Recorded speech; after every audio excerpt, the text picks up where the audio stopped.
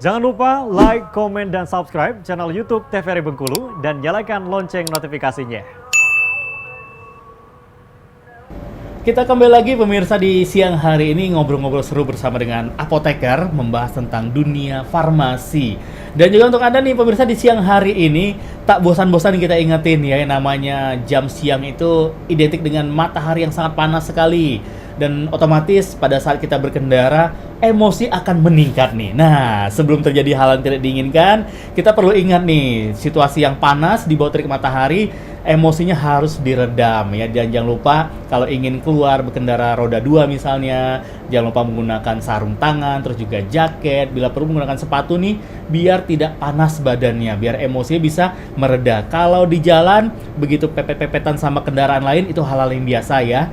Jangan terlalu di bawah sama suasana. Dan kita kembali lagi bersama dengan suasana dunia apoteker, masih bersama dengan APT Sally Andriani S.Farm ini. Okay. Ini menarik sekali, ternyata dunia apoteker itu sangat luas sekali nih. Nih, nah Mbak Sally, kita berbicara nih untuk generasi penerus bangsa. Wah, generasi penerus bangsa ini. Untung ada pemirsa nih, adik-adik kita yang lagi nonton ini tertarik mungkin juga menjadi seorang apoteker. Nah, kiat-kiatnya nih Mbak Sally untuk seseorang itu bisa menjadi seorang apoteker, mungkin dari segi pendidikan sekolahnya harus kemana, harus ke IPA atau juga dari IPS bisa juga atau enggak, atau seperti apa nih Mbak Sally? Jadi kalau untuk farmasi sendiri itu memang pelajaran kita lebih banyaknya ke IPA ya. Nah, kalau tipsnya dari saya itu asalkan kita tekun, karena memang di farmasi itu untuk materi banyak sekali, sangat-sangat banyak ya, karena harus dari menghafal tumbuhan, dari anatomi tubuh juga kita belajar, jadi banyak sekali materi. Cuma yang perlu diingat bahwa yang penting kita ada ini aja, keinginan sama mau capek, karena lumayan capek juga. Untuk kuliah di untuk di farmasi, baik itu di SMA farmasi itu hafalnya juga udah banyak banget, D3 juga sama. Jadi di sana ada itu Bang, kimia farmasi, fisika farmasi. Wah, sudah ada kimia dicampur farmasi lagi. Iya, jadi dia ada kimia. Iya, jadi kita belajar juga nih kimia umum dulu, nanti kimia organik, kimia analisis. Tapi jangan menjadi itu menjadi serem, enggak.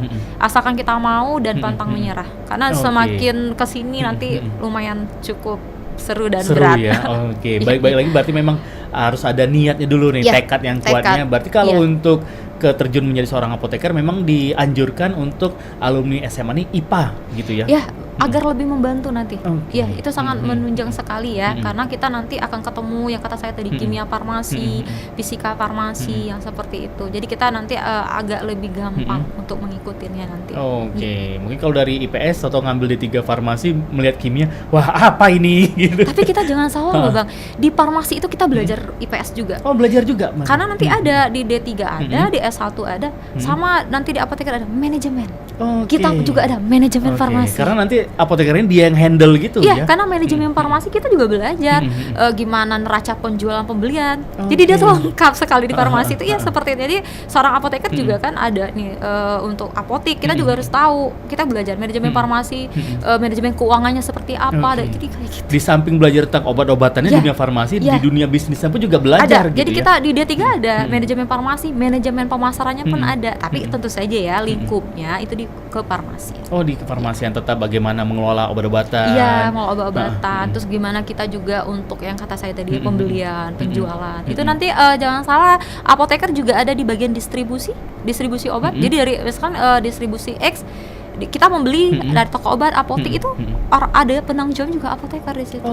Kompleks juga. Ayo nih, siapa yang suka berdagang? Itu bisa juga. Iya. Berarti bisnis jangan hanya berpikiran seorang lulusan apoteker hanya bekerja di rumah sakit, di apotik. Iya. Tidak. Luas sekali berarti dong. Bisa nanti distribusi farmasi, pedagang besar farmasi, dia akan menjual obat-obat. Terus saja ilmu manajemen, ilmu IPS yang tadi Abang bilang kepake juga. Nah akuntansi juga kepake juga ya. Ada neraca kita ngitung kan. Ada. Itu saya belajar juga di apoteker pun. Wah, berarti jangan anggap sepele, berarti seorang apoteker tahu semua ini. Ya, mesti kan kita itu tadi ya, kita memang belajar semua itu tadi karena lapangan pekerjaannya insya Allah banyak. Nanti ketika kita sudah lulus, kita semua udah punya ilmunya. Nanti ketika kita bekerja, misal kayak seperti saya spesialisasi di klinis, berarti nanti kan klinis saya yang kepakai. Sembari kita bekerja, upgrade kan seminar-seminar banyak nih Kak sekarang. Seminar, webinar gitu. Jadi kita harus sudah siap kerja, ya harus kita udah tahu manajemennya mungkin nggak terlalu banyak tahu, betul, tapi udah betul. tahu. Pas kita kerja, nanti tinggal kita di bagian mana perkuat lagi. Oke, nah kalau untuk Mbak Sally sendiri sebagai seorang apoteker klinis, nah kalau di apoteker klinis ini kerjanya ngapain aja nih Mbak Oh Sally? iya, saya menceritakan pengalaman saya saja Betul, ya. boleh. Oh, jadi kalau apoteker klinis itu bisa dikatakan karena saya bertugas di rumah sakit ya. Nah, itu saya kurang lebih di 8 bulan saya pernah merekonstitusi obat. Pernah, itu pengalaman saya sebelum. Jadi nanti kita mencampurkan obat. Dalam arti mencampurkan obat di sini nanti ada ini resep dari dokter. Dia bilang nanti saya mau minta ini obatnya diracik seperti obat kayak TPN, total parenteral untuk bayi-bayi. Itu saya pernah, tapi memang kan nggak lama. Itu salah satu ya. Kemudian nanti simpelnya apoteker klinis itu dia memberikan edukasi tentang obat, memberikan informasi tentang obat, yang seperti oh ini Bu, ini minumnya setelah makan ya, ini nanti sebelum makan atau nanti pada saat makan, yang seperti itu. Dan itu tidak hanya di rumah sakit ya, di apotik, di puskesmas, klinik juga kita lakuin. Itu tugas dan juga fungsi dari seorang salah satu apoteker klinis betul. ya. Iya, klinis. Oke, dia yang ngeracik obat tadi, terus juga mengedukasi ke pasien dan juga keluarga pasien gitu. Betul sekali. Nanti kan ada pasien nih, bagaimana cara tetes mata, ini makanya gimana? Betul. Itu kita bantu jelaskan. Terus nanti saya kalau pakai alat semprot mungkin yang asma, itu kita bantu juga ngasih penjelasan ke pasien. Oke, apalagi juga sekarang kan lagi tren juga nih anak-anak usia batita yang flu segala macam terus dipakai alat nebu gitu. Iya, nebu kan ada yang kadang di pelayanan kesehatan, ada juga yang mandiri di rumah, ya kan nanti ada tuh nanti dia beli cairan NaCl-nya, itu bisa. Jadi di apoteker menjelaskan nanti pakainya seperti ini ya Bu. Kan rata-rata udah pada punya ya orang tua ya nebu sendiri di rumah, benar. Jadi kita sharing juga di situ. Nah, jadi sangat seru sekali tadi yang Mbak Sally bilang di dunia apoteker ini bisa juga ranahnya udah bisa kemana-mana. Iya, sebenarnya seru juga. Saya mau sedikit menimpalin juga ya Bang. Kayak tadi kan Abang bilang panas-panasan ini ada satu pesan dari apoteker, jangan lupa sunscreen. Oke, Bang. Iya, itu bukan hanya untuk kecantikan saja ya, itu untuk kita melindungi kulit juga. Oke. Kan tadi kan Abang bilang jangan lupa pakai sarung tangan. Saya tambahin jangan lupa pakai sunscreen. Karena itu juga kandungannya juga sangat bagus. Iya, untuk melindungi kita dari cahaya matahari ya. Apalagi kita kan di daerah Bengkulu, daerah laut gitu. Itu kan untuk kesehatan. Oke, nah pemirsa apoteker saja melengkapin ya. Merekomendasikan nih kalau kemana-mana itu harus pakai sunscreen. Iya. Oke, lebih baik mencegah ya Bang. Betul, mau itu laki-laki mau itu perempuan. Betul. Bukan berarti laki-laki pakai sunscreen akhirnya nanti dikucilkan sama temen-temen, bukan. Ini kan demi kesehatan juga. Karena pengaruh sinar matahari saya mau lengkapin ya, nggak apa-apa ya Bang. Aman. Terima kasih banyak. Wah, ini nih keren nih apoteker yang seperti ini nih yang juga bisa mengedukasi kepada kita, apalagi seperti saya yang orang awam di dunia obat-obatan. Nah, baik lagi kalau dunia obat-obatan nih.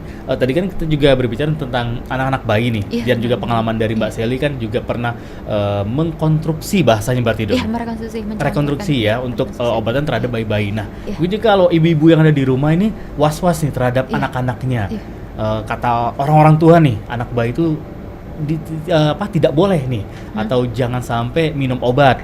Nah, kalau dari apoteker sendiri gimana nih, Mbak Sally? Kalau dari segi apoteker ya, maksudnya dari sisi apoteker ya, selama obat itu diresepkan oleh dokter, dokter yang memang kita datang ke dokter dan sesuai dengan diagnosa, itu harus. Oke. Karena kan tentu saja kita juga tidak bisa mengesampingkan kebiasaan adat kita ya, dalam arti kan nenek-nenek kita dulu ini nggak usah ke dokter, diurut cukup pakai aja ASI aja atau diurut aja udah selesai. Tetap, jadi teman-teman tetap harus kontrol ke dokter. Nanti kan ada resepnya, nanti kami di ranah farmasi akan membantu menyiapkan. Tentu saja saya menyarankan tetap harus ke dokter. Dan itu juga sudah dosisnya juga sudah sesuai gitu ya. Iya, nanti dokter sudah memberikan. Kalaupun ya, semisal ada sedikit yang harus diluruskan, nanti apoteker akan berkomunikasi dengan dokter. Kan dalam seperjalanan, tapi bukan berarti dokter salah, tidak. Nanti kita mengingatkan kembali dokter, ini berat badannya seperti ini, ranah apoteker. Dokter maaf nih adanya BB-nya udah segini gimana?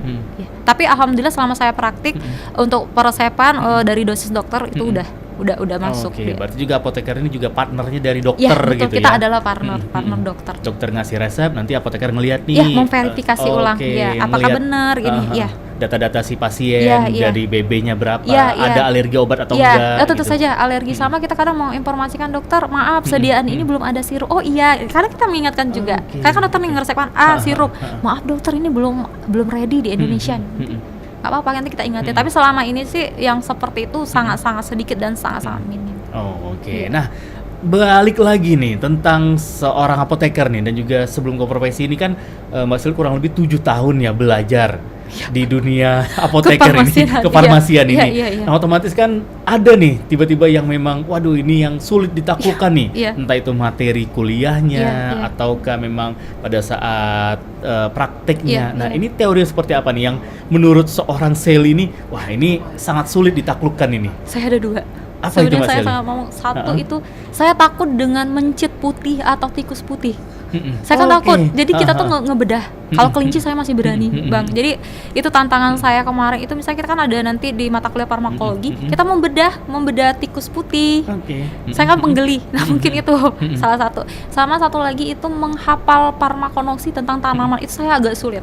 Oke. Kan misal Oriza sativa ya kayak gitu kan. Bahasa-bahasa ilmiah Iya, gitu ya. Iya. Itu sih kalau saya 2 itu sih yang rasanya kok susah ya gitu kan. Oke, karena di samping itu tadi karena ngelihat tikus. Iya, gitu. saya memang saya. Jadi kalau memang kalau adik-adik yang memang jangan juga jadi takut. Maksudnya saya ngasih gambaran, kita tuh sampai membedah-bedah gitu. Cuma itu memang mungkin ranah saya yang memang saya penggeli dan saya emang takut gitu kan kalau lihat tikus putih atau mencit putih. Saya lumayan takut, momok bagi saya. Oke. Karena ngelihat tikus, ya mungkin di pikiran kita ngelihat wah tikus ini. Tapi yang putih ini memang yang putih. memang untuk kita praktikum, Oh, nggak yang oke. di got ya, Bang. Nah, kalau tikus itu setelah di praktikum, berarti kan otomatis akan diteliti lebih lanjut gitu ya. Kita kan masukin obat, misalnya kita mau lihat nih tetes mata dia dari pupil matanya seperti apa, atau juga nanti dari ususnya itu gitu. Nanti kita ibaratnya kita analogi gitu untuk ke tubuh gitu. Oke. Berarti pelajaran juga sama seperti dokter gitu ya? Kalau dokternya ke manusia. Ke manusia Ya, kalau gitu kita ya? sebatas yang tadi ada hewan yang biasa kita gunakan itu tikus putih, mencit, misalnya ada galur-galur dengan aturannya ya. Itu ada kita pakai. Oh, Tapi nggak oke. ke manusia gitu. Nggak ke manusia Ya, gitu untuk ya. yang membedah. Nah, jadi bersiap-siap nih calon apoteker nih. Iya. Kalau nanti tahu-tahu dapat mata kuliah atau mata pelajaran Farmakologi, ya. farmakologinya Iya. jangan kaget ya. Ya, nanti kita akan. Tapi kalau yang hobi seru. Ada teman saya juga hobi dia, sampai dia benar-benar suka. Memang benar-benar diteliti wah Iya, ini ada yang seperti apa suka. nih Iya. bentuknya. Iya, Oh, farmakologi. oke. Berarti hanya 2 itu nih. Yang Iya. jelasnya ada menghafal nih. Ya, kalau menghafal memang cukup kencang sama ngitung juga. Jadi dia sama. Jadi kalau ditanya nih, sebenarnya di apoteker atau di farmasi lebih banyak ngapal atau ngitung? Kalau menurut saya pribadi sama. Dia sama aja.